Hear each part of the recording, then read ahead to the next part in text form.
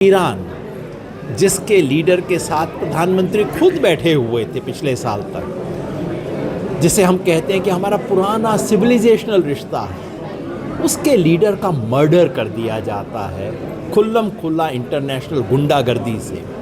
और हम अफसोस नहीं कह सकते, मतलब अफसोस तक कहने की हमारी ज़रूरत नहीं है, ज़ुबान नहीं खुलती है। मुझे बहुत शर्म आती है एक हिंदुस्तानी के नाते कि ये मेरा देश कहाँ जा रहा है।